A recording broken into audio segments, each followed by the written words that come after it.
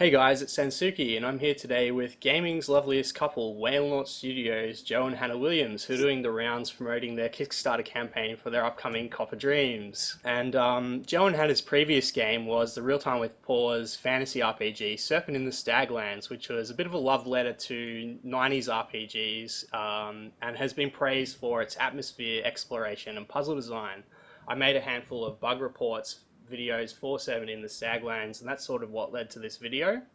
And most of the subscribers to my channel subscribed during my Pillars of Eternity guides that I made during the backer beta last year. So could you guys do like a quick pitch of your game and highlight some of the features that might interest some of those people? Yeah. Well, I mean, the game's isometric. It follows in a lot of the ways that the old, I guess, more modern kind of CRPGs like Baldur's Gate or Pillars of Eternity or something like that. It's party-based, isometric. It's got a somewhat real-time system. It's turn-based, but there's a simulation of time after your turns, so it's kind of a similar aspect of that. So if you're into those kind of things, Yeah, open-ended. If you like Baldur's Gate 1 and having companions you can talk to and who you can move around on their own, yeah, I think you'd like it.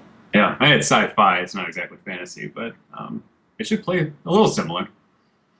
Yeah, cool. And the Kickstarter campaign's got what, like 4 or 5 days left to go, and the funding goal hasn't quite been reached yet. But was it yesterday or today? We've got quite a significant amount of money, and it's almost hit its goal. It's probably only got a few grand left. So Yeah. how are you guys feeling this late in the game? We're feeling really good after today and Yeah. bumping up in the last week. It's been nice. The middle part of Kickstarters is always slow, Yeah. a little painful and agonizing, but we knew that most Kickstarters get a bump at the end, so we're excited for it to be over. Yeah, we soon. were at Match Chat yesterday, and that got potentially some news rounds. We were on a few news sites, I think. I don't know if that came from that or not, but maybe they're just reporting at the end. But yeah, hopefully we get a little boost. Yeah, I That'd be think good. the PC Games Inn also posted an article up as well, and I Yeah, think there that's was a couple of people who posted around the internet that they were contributing a significant amount of money. So, but yeah, that like I think today was like the best day since day three as far as number of backers goes as well. yeah, we had a really good day. Yeah, it was exciting. We were over the weekend. We're on Shane Plays Radio again, just to kind of give a plug for it, and that was a lot of fun too. That was nice of them. Oh, that's So good. hopefully, Do you guys got know it. when the Shane's Play episode will be going up for that? He usually puts it up the week after. We're going to listen Yeah. to this one. They had some PnP developer on it. We were just on there for like 5 minutes, but Yeah, um, yeah, it's up over the weekend to his podcast.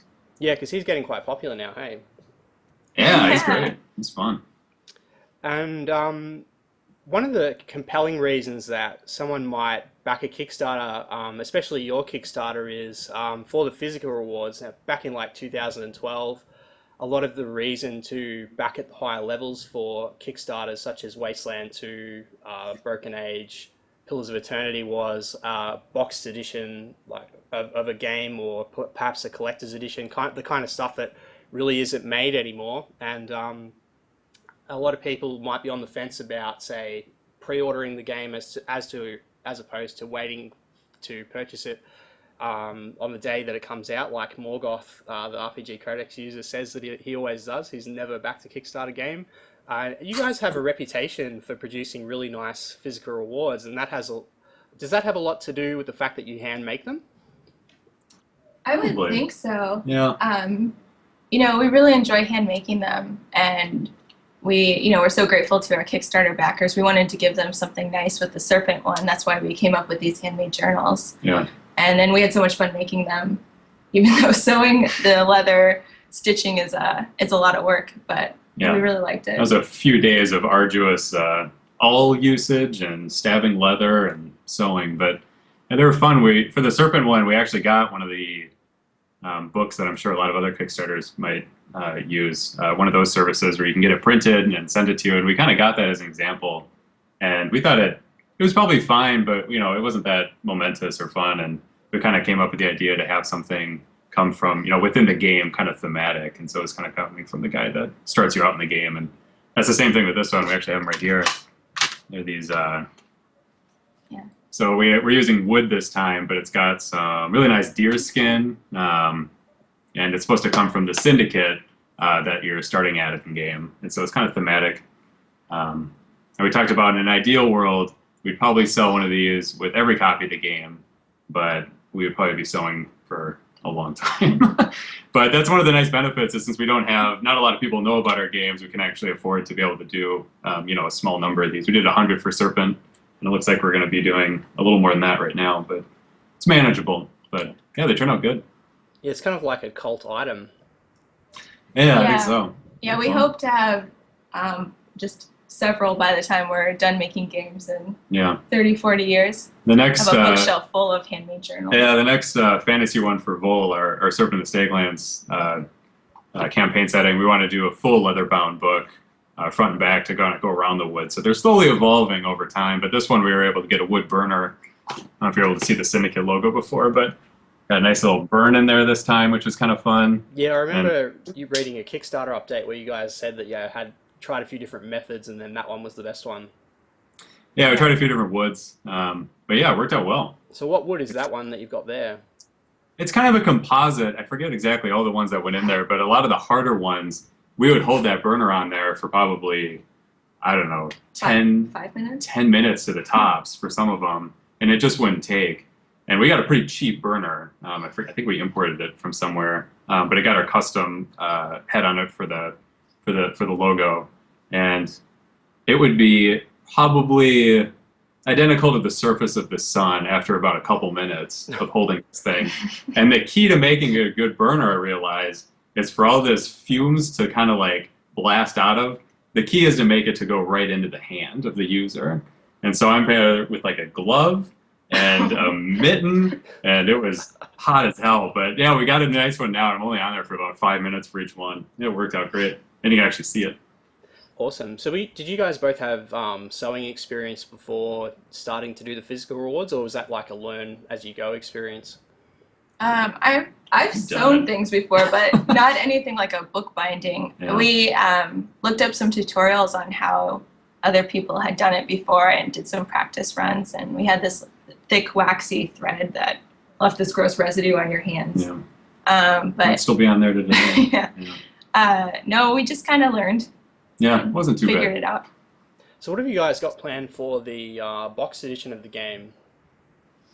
Because like a lot of the other Kickstarters sort of tease this with like a gatefold. At least they let us believe that we'd be getting a nice gatefold one where you sort of open the front cover and it's got the photos of the game, and then you just get like the same box as you would get out of the store in the end. It's just nothing special. And I think you guys didn't offer a box for Serpent in the Staglands, but now you are. So are you guys sort of doing anything different in that regard, that it's worth parting with the money for that tier? The trick of that, I think when we looked at it for Serpent too, was unless you're ordering them in bulk, it's actually really hard to actually get, obviously, like a box, because somebody's manufacturing all those, and especially if you have the ones with like the insets that fold around and stuff, they just don't make those like 10 at a time or something, and we didn't know how many we were going to have. But we found a nice place. I forgot the name of the website. We contacted the guy. Board game company. They make board games for users to set up stuff, and kind of for hobbyists, I guess. I think you can have a market on there, kind of like an Etsy shop or something. But they were able to have some really nice ones, and it's full printed all the way around. It's really nice, thick cardboard, I think, and we're able to do as many as we're going to need, and they should be really nice. Yeah, we're stuffing them full of as much as we can. We sized it out and made sure we could fit everything we had planned in there, because it also comes with the miniature that we're 3D printing, and there's a fold out, and obviously the book. And a code. Not code wheel. The little code strip, and that's going to be pretty full, but I think it all fits in there just fine. And then in a couple days, we're introducing the kind of bigger box thing that'll include all the miniatures. And the thumb drive with the game on it. Yeah, the thumb drive. 3D printed that too. Yeah, so that's another thing. I remember that Shadowrun Returns offered a thumbnail drive with a copy of the game on the drive, and then at the end, because they were using a fulfillment company, the company wasn't willing to install the game on the thumb drive for the users, and then that ended up with it being with a few people disappointed. So because you guys are going to do that yourselves, right? So people will actually get a copy of the game on the drive. Yeah. They had plenty of employees. They could have done that. We're going to put a Steam or GOG key in there too, but also a DRM-free copy. Yeah, again, they had how many millions of sales for that? Obviously, they Yeah. couldn't have done that, but we have probably less than 30. 20. Yeah, we have 20 or 30. So I think we can handle That it. shouldn't be too bad. Yeah, Yeah, made it great. work. And yeah, I guess the reality is, you know, back in the 90s, the cost of materials for boxes and stuff was a lot less than it is now. Yeah. You know, like a can of Coke in the 90s was 80 cents or something, and now here, you know, a lot of the time it's $2 to $3. So yeah, you can only imagine what the cost of producing a box game has gone up to be. Some of those are weird too. We have I have one of those old Thief 2 box. I don't know if you remember that, but it's kind of like this weird triangle. I have that on our bookshelf right now. So they even had some really weird custom ones that they must have been Interesting able to shapes. afford. Yeah. I think the But- Wasteland 2 guys actually did something interesting. They did like a metal lunchbox kind of thing Oh, rather than yeah. going with cardboard. So I think a lot of people were happy with sort of the militaristic approach at doing that one. But I guess one of the downsides to producing all of the physical rewards yourself is that because you have to produce the rewards, that's sort of time that you don't get to spend on working on the game itself. That's true. Yeah, that's something we factor into our development time. Yeah.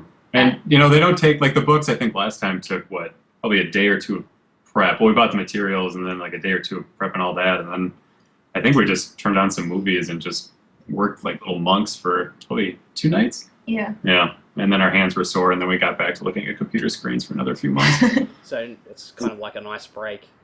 It is kind of a it's- nice... It's something different. We look forward to it.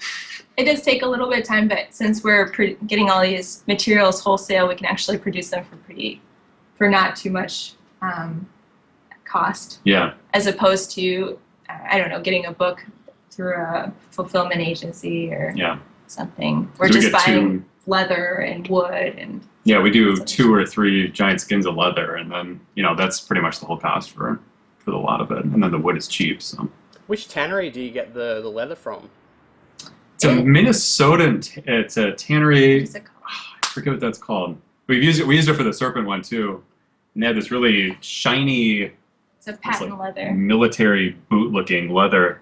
Is that a horse hide or a deer hide? It's This one's deer. Deer. Yeah. Yeah, the texture kind of looks like horsehide. The only tannery that I know by name is Halloween. They're the ones that produce a lot of boots and stuff like that.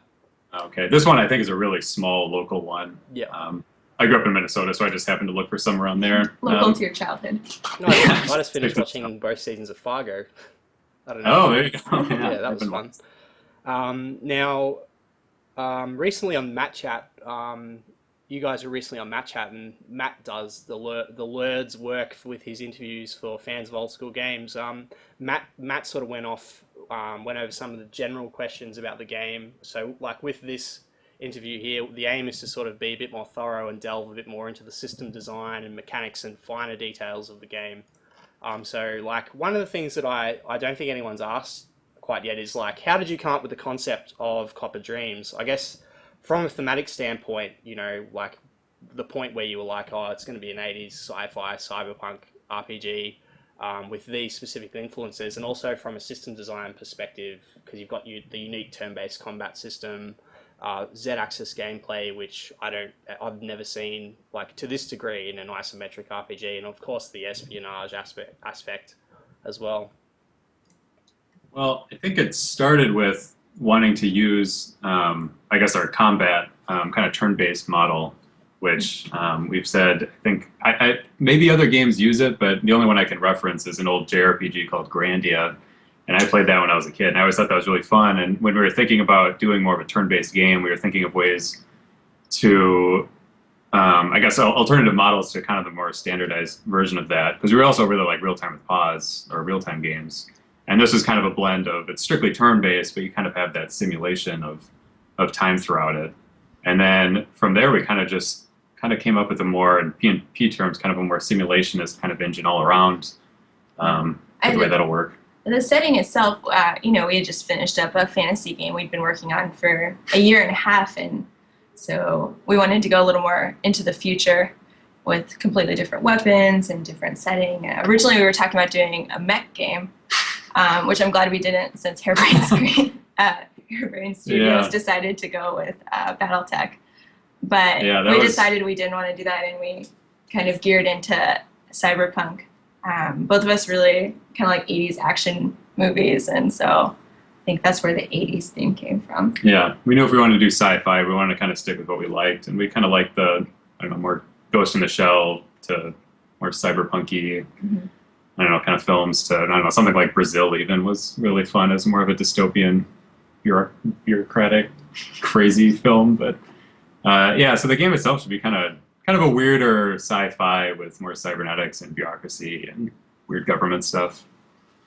Yeah, and a lot of people have been sort of coming into it sort of expecting something, you know, because a lot of people's idea of cyberpunk is something like Blade Runner, where there's lots of neon lights and it's a bit more colorful, whereas you guys are opting for a lot more darker and grittier tones in the art style as well.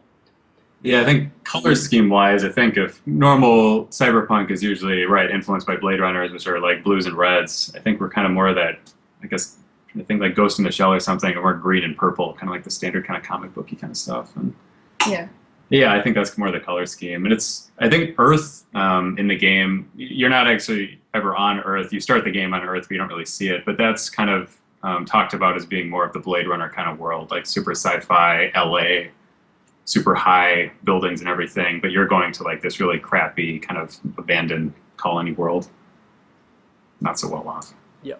And one of the things that I've seen discussed on the RPG Codex recently is you mentioned that you wanted to do something different for Copper Dreams, that you've already done the fantasy real-time with pause game, and now you're doing a cyberpunk game with a turn-based system. Games that have come back, especially in the crowdfunding area, that have sort of come back with more of the same. There's sort of some debate as to whether that's been a good idea. Obviously, you've got Legends of Grimrock that sold over 1 million copies, and then Legends of Grimrock 2, which is apparently, according to a lot of people, a better game than Legends of Grimrock 1, hasn't really sold that many copies. I think it's only sold 280,000 in comparison. And the other big one recently is the Banner Saga 2. The Banner Saga 1 sold 700,000 or something like that, and then the second game looks exactly the same because they're using the same engine. They haven't really changed much, just sort of made more content for it, and I don't even think they've sold over 50,000 yet. And I guess there's some of the theory is it's because they're just doing the same thing over and over again, and trying to do that when you're not a massive intellectual property like your Fallout or your Call of Duty is not a great idea from a financial perspective. Was that factored into the decision as well? Or was it I don't think so. I think we just wanted to work on something different to stretch our creative muscles a little bit. And yeah, I guess artistically it was nice to kind of do something different. We're also kind of planning. The rule set was originally planned for A Banquet for Fools, which is the free expansion we're doing for Serpent, and we originally kind of planned that to use the original Serpent of Staglands rule set, and we planned for a lot of that way. But we kind of realized there's a lot of things we wanted to improve on, and it kind of made sense to kind of start dragging a lot of that stuff that we were working on into kind of new systems, and then there was going to be so many new systems, we decided to just make a new rule set, and that's kind of where this came about. But I think that is something with sequels, and I think nowadays there's so many big publishers, they're probably trying to keep things really safe, and you do get kind of the same things over and over again. I think I remember like Hideo Kojima saying something when Metal Gear Solid 2 was released, like, I don't want to do a sequel if it's not going to be like crazy different or something. I forget his exact words he used, but I think that's a good methodology to have. If you're going to do a sequel for something, it may as well be completely different, or at least enhance the original version a lot, enough to be worth it. So nobody wants to play the same thing twice. But I think for a Fool's Banquet, this system and rule set made a lot of sense thematically with the kind of changes that Vol is seeing after Serpent of the Staglands. And so in kind of a meta way, the rule set makes sense with that. But yeah, artistically, it's nice to do sci-fi for a while. Mm-hmm. And one of the things that I think some people are confused about is the release date of the expansion to Serpent in the Staglands. Is that going to come out after the release date of Copper Dreams? Yeah. Right now, we're really just working on the rule set itself still for Copper Dreams. And that has roughly, I guess it kind of depends on if we make the Kickstarter. Hopefully we do. But we're planning sometime mid next year to release Copper Dreams. And A Banquet for Fools is completely planned out. And hopefully after we have the rule set and mechanics all set up. It shouldn't take us actually that long to develop that. It's a smaller type of game, but it's a good ending for Serpent. But yeah, it'll come after. And will that be a free game? I think you said it was a free expansion. Will it be free for Serpent in the Staglands owners, or like just a free expansion in general? We haven't decided yet. We've talked about both. It'd be fun to get more people to play these games that we're doing for Vol. And that game is both acting as kind of an ending for Serpent and also a prologue to the next kind of big Vol game we want to do and are planning for after that. But we haven't got too far into that. Yeah, because I think companies have been taking different approaches in regards to that. I think Shadowrun Dragonfall was offered free for Kickstarter backers, but not people who backed between the end of the Kickstarter, like the pre-purchase people. And then you've got Stasis, the sci-fi adventure game developer. He's actually releasing the expansion for Stasis free for everybody. So you've sort of got people doing both sides of the fence. So what kind of things do you think would influence your decision there, depending on which way you want to go? I don't know. Well, not many people played Serpent, period. I mean, there's a very small audience there to begin with, so it might be nice to release something for free just to kind of get people, I don't know, get them aware of the world and kind of setting. Yeah, it's an interesting campaign starter point, I guess, because it kind of looks at Serpent in the Staglands as kind of a fairy tale, I guess. It's from a different perspective from the character you play in that, and so it's kind of looking at the world in a different perspective that it's kind of going on from that point on. But you'd be able to import your saves and kind of start making Vol into your own kind of custom version of it, which is also interesting. But yeah, so it can kind of go both ways. I think we're leaning towards releasing it free for everyone, just because it'd be nice to get more people involved in that. Yeah. Yeah, I'm guessing that's what the reasoning that Chris Bischoff is probably taking as well. I think Stasis sold pretty well, but I'm guessing that the intention behind it is to get more eyes on the product for his future releases. Yeah. Now, before you mentioned Grandia, which is the model for the turn-based system that you guys are using for this game. Now, one of the really interesting things that I am attracted to with this project is the fact that the turn-based system that you're using is very unique.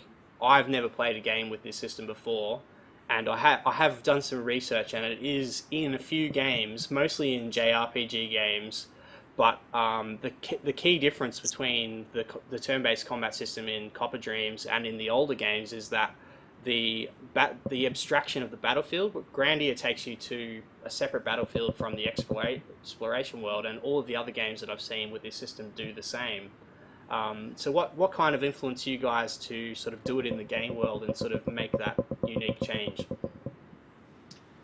I think we didn't intend ever for the combat metal I don't know what you'd call that, kind of taking it to a stage or something to play combat out. And I know a lot of JRPGs do that. I haven't actually played that many of them, but we definitely wanted to keep the whole game world kind of grounded in the same perspective. We didn't want to switch that for combat itself. And so part of the original struggle for this setting up combat was figuring out, how to do that, because that system is very positionally focused, and how all that works in Grandia. The battlefields you play it on, I don't know how these other games do it, but it's very loose in how people can run around each other. And on top of that, we also had height. And that's all in the game world too. So we kind of had to figure out how all that was going to work. But we knew that was going to be probably the biggest challenge for it. Yeah, but it's also one of the fun parts that we really like about it is positioning yourself within wherever you were standing when combat started, and using height and using the Z-axis to your advantage. Yeah, the Z-axis, I think itself was one of the bigger hurdles to try to implement, not only into a combat system like this, but actually just in the whole game proper, figuring out how levels can collapse logically and stuff. Yeah, because I'll move on to the Z-axis bit in a second. There's not really a name for this type of combat system. Like, it's a turn-based system, but the resolution of the combat is actually in real time. And you people are sort of like, oh, what do I say? Like, the best thing that, I think we talked about this about a year ago was like turn-based combat with time-based resolution, but that's a bit of a mouthful, and I know you guys on that chat talking about that before, so I think you were sort of trying to come up with a different term for the genre. It would be interesting to see if you can come up with a bit of a slogan for it, because it may end up being like a video gaming history moment where you can sort of finally define combat systems like this. And I've seen a lot of posts on Twitter from other developers sort of going, oh yeah, sort of giving you guys a pat on the back for trying a lot of different systems. So I think in a lot of the bigger studios, they don't sort of have the freedom to be able to try new things. Yeah. That is nice that we can experiment a little bit. It's been really nice being able to do something new. It's also made it almost impossible to market for a lot of the reasons you just said. So it's hard to describe things that aren't kind of standard right now, especially with like our wound system. We talked about that on Matt and on the Kickstarter page a lot. But I mean, that's familiar in like a PvP setting, but in CRPGs, it's HP usually all the time. Yeah, I remember we were on Shane Plays and we were trying to describe the combat system. And we weren't doing a great job because it was our first time talking about it. And he's like, so it's real time. We're like, no, it's turn-based, but with real time. It was just, yeah. It was a challenge. Better played. By the time we launch the game, I think we'll have it down. Yeah, absolutely. Go through marketing test rounds and figure out what people like. Yeah, because like the best way, because like when I try to describe it to people, I say, well, it's turn-based and it has real-time resolution. And people sort of get confused because you're using, people sort of get confused when you're saying turn-based and real-time. They're like, oh, how does that work? The difference seems to be that the combat flows in real time, but the difference is the player input is limited, and it's also structured in turns, because there's all sorts of combat systems that are very similar to this, but not quite, because then you've got phase-based, and then there's different types of phase-based. There's phase-based with simultaneous resolution, and then phase-based with turn-based resolution, and then Copper Dreams is going to be turn-based with simultaneous real-time resolution. So it's just right. What do you say? So yeah, I think that would be. If you look at it, it's a mouthful. Yeah. So it's going to be interesting to see, what you come up with to try and explain the combat system, or come up with like a name for it. So it's going to be cool to see what happens with that.